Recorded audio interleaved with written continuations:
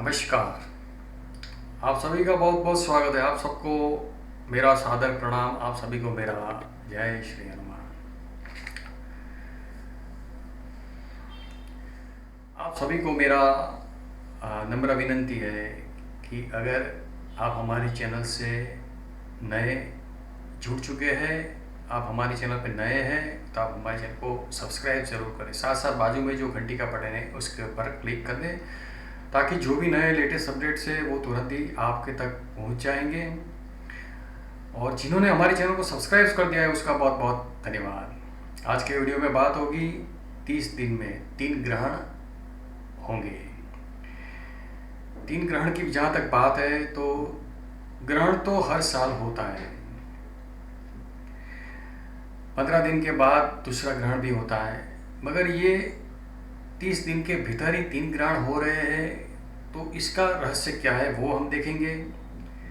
साथ में ये भी देखेंगे कि अभी 3 ग्रह वक्री होकर चलते हैं और 18 जून से बुध ग्रह वक्री होकर भ्रमण करेंगे तो 4 ग्रह वक्री हो जाएंगे, और राहु केतु वक्री होकर ही चलते हैं तो 6 ग्रह वक्री हो गए हैं।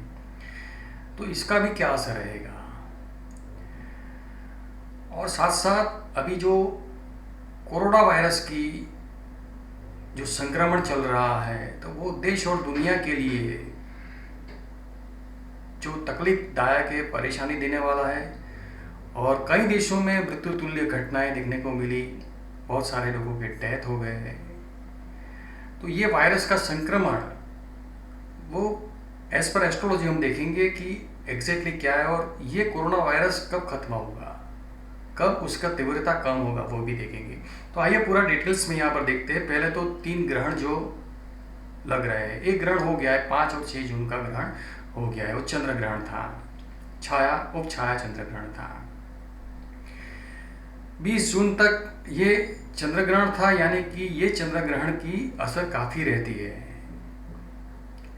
चाहे जो देश में दिखता है, जो देश में नहीं दिखता है, फिर भी ग्रहण की असर रहती है। जिनका जन्म कुंडली में चंद्र वीक है, चंद्र पाप करते योग में है, चंद्र कैमुद्रम योग में है, इन लोगों को ग्रहण की असर रहेगी, यानी कि वो मानसिक तौर पे काफ़ी कष्ट उनको पहुंचता है। तो ये खास करके मानसिक पीड़ाएं ये समय के दौरान ज़्यादा होती है। तो जिनका भी चंद्र वीक है, निर्बल है, चंद्र की डिग्री कम है, उनको ये समय में आप काफ़ी फील करते होंगे, अपने आप को काफ़ी लो फील करते हैं, डाउन फील करते हैं, डिप्रेशन आप ज़्यादा यहाँ पर महसूस करते होंगे, ये यहाँ पर दिख रहा है। तो ये ग्रहण की असर है। पहले से पता है तो हम थोड़ा बहुत धैर्य रख के कार्य करते हैं, तो वापस अपने रूटीन कार्य में लग जाते हैं। थोड़ा सा माइंड डाइवर्ट करना पड़ता है, क्योंकि चंद्र मन के कारक है। मन से हारे हार और मन से जीते जीत। मन को मजबूत करना है, चंद्र मन के कारक है। ओम ह्रीम क्लीम सोमाय नमः का मंत्र जाप कीजिए, आपका चंद्र मजबूत हो जाएगा, मनोबल बढ़ेगा। तो ये ग्रहों के जरिए हमको पता चलता है।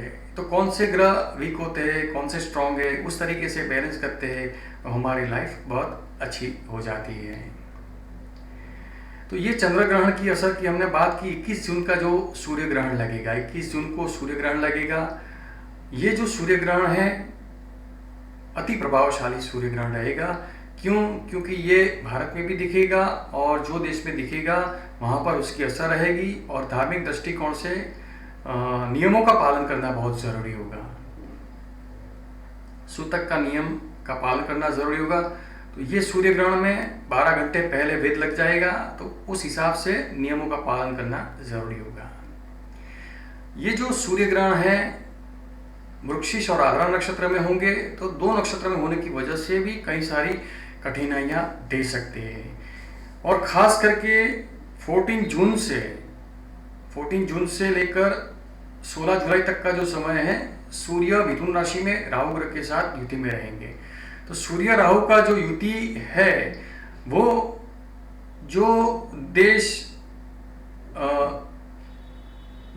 जो देश महासत्ता है, जो सत्ता भुगतान करता है, तो उनके लिए ज़्यादातर कष्टमय समय रहेगा। क्योंकि सूर्य जो है सत्ता का कारक है, सूर्य जो है फेम का कारक है। तो जो भी लोग फेमस है, इन लोगों के लिए भी ये समय काफ़ी सावधानी बरतने वाला रहेगा। उनका हेल्थ भी बिगड़ सकता है, उनको कई ऐसे अघटित घटनाएं हो सकती है, उनका सामना भी करना पड़ सकता है। तो जहाँ जहाँ पावर से, जहाँ जहाँ आप ऊंचे पद पे है और जो सत्ता आपके पास है, तो उनको काफ़ी तकेदारी रखने वाला समय रहेगा, क्योंकि सूर्य राहु के साथ युति रहेगी, जो कहीं ना कहीं परेशानी देने वाला ये समय रहेगा। तो सावधानियां बरतनी बहुत ज़रूरी होगी, ये यहाँ पर दिख रहा है। और तीसरा ग्रहण होगा 5 जुलाई को। 5 जुलाई को लगने वाला ये चंद्र ग्रहण है। तो 3 ग्रहण की वजह से कई ऐसी अशुभ घटनाएं ये समय के दौरान हो सकती है। खास करके 21 जून का जो सूर्य ग्रहण है, तो ये कुदरती प्रकोप की घटनाएं देखने को मिल सकती है। जल प्रकोप है, वायु प्रकोप है, तूफान, चक्रवात है, भारी तूफान है, और कई ऐसी कुदरती प्रकोप की घटनाएं जो सभी को कहीं ना कहीं डिस्टर्बेंस दे सकती है। और भूकंप की संभावनाएं भी ये समय के दौरान दिख सकती है। 5.5 रिक्टर स्केल के ऊपर का भूकंप भी यहाँ पर देखने को मिल सकता है। तो सभी तरीके से सावधानियां बरतनी बहुत ज़रूरी होगी। ये जो है अशुभ घटनाएं, कुदरती प्रकोप की घटनाएं ये समय के दौरान देखने को मिल सकती है। अब यहाँ पर बात करते हैं हम सूर्य राहु का जो युति है 14 जून से लेकर 16 जुलाई तक का जो समय है। तो ये समय के दौरान जो भी कोरोना वायरस का संक्रमण चल रहा है, तो खास करके भारत देश की बात करते हैं तो भारत की वृषभ लग्न की कुंडली से सूर्य और राहु की युति चलेगी, दूसरे भाव को प्रभावित करेगी। और 21 जून का जो सूर्य ग्रहण है, तो यहाँ पर कोरोना वायरस का संक्रमण बढ़ने की संभावनाएं यहाँ पर दिख रही है। तो बहुत ही ख्याल करना होगा, सभी लोगों को सावधानियां बरतनी बहुत ज़रूरी होगी। सोशल डिस्टेंस का पालन करना होगा, भीड़ भाड़ वाली जगह से आपको बचना होगा और अपना प्रिकॉशन लेना होगा। तभी परिवार को बचा पाएंगे, तभी हम देश को बचा पाएंगे, देश को सुरक्षित रख पाएंगे। तो ये सब सावधानियां बहुत ही ज़रूरी होगी, क्योंकि अभी अनलॉक हुआ है। तो अनलॉक का मतलब ये नहीं है कि ये जो संक्रमण है वो समाप्त हो गया है, नहीं। जून और जुलाई जो महीना है काफ़ी मात्रा में यहाँ पर, क्योंकि सूर्य हेल्थ को रूल करते हैं, तो राहु के साथ होने से ये जो हमारी वृषभ लग्न की कुंडली के हिसाब से देखते हैं तो सूर्य राहु का युति और केतु जो चल रहे अष्टम भाव को प्रभावित करने वाले धनु में चल रहे हैं, वो भी कहीं ना कहीं हेल्थ के रिलेटेड इश्यू यहाँ पर बढ़ाने वाले दिख रहे हैं। और 23 सितंबर से केतु का, क्षमा करें, 15 जनवरी 2020 से केतु का भ्रमण चल रहा है मूल नक्षत्र में। तो मूल नक्षत्र में चलने वाले केतु अष्टम भाव में चलते हैं। तो अष्टम भाव जो है दुख, पीड़ा, हानि का स्थान है, वहीं से ही केतु ग्रह चल रहे हैं, जिसका भी बड़ा रोल यहाँ पर देखने को मिल सकता है। तो ये जो संक्रमण है, क्योंकि अभी गुरु और शनि का युति चल रहा है मकर राशि में। मकर राशि में यानी कि वृषभ लग्न की कुंडली से भाग्य भाव को प्रभावित करने वाले चल रहे, गुरु नीच के ऊपर चल रहे हैं, वो भी वक्री, और शनि भी स्वग्रही होकर वक्री होकर चलते हैं। तो ये जो सभी ग्रहों का जो ट्रांजिट चल रहा है वो यहाँ पर दिखा रहा है। और सूर्य ग्रहण का प्रकोप जो है ये भी बता रहा है कि सूर्य जो सत्ता को रूल करते हैं, हेल्थ को रूल करते हैं, तो कहीं ना कहीं ये कोरोना वायरस का संक्रमण बढ़ता हुआ दिख रहा है। तो तकेदारी रखनी बहुत ही ज़रूरी होगी। अब यहाँ पर बात करते हैं कि मार्च से, हमारे भारत देश में मार्च से कोरोना वायरस का संक्रमण धीरे धीरे बढ़ने लगा है। और 29 मार्च 2020 से गुरु ग्रह धनु राशि को छोड़कर मकर में नीच राशिगत होकर चल रहे हैं और धीरे धीरे अभी बढ़ ही रहा है, कुछ कम नहीं हुआ है। तो भारत देश में दिन प्रतिदिन संख्या बढ़ रही है। और जब 29 जून से वापिस गुरु ग्रह वक्री होकर धनु राशि में चलेंगे, जो वापिस वृषभ लग्न की कुंडली से अष्टम भाव को प्रभावित करेंगे। तो अष्टम भाव में चलने वाले जो गुरु ग्रह है केतु के साथ युति में रहेंगे।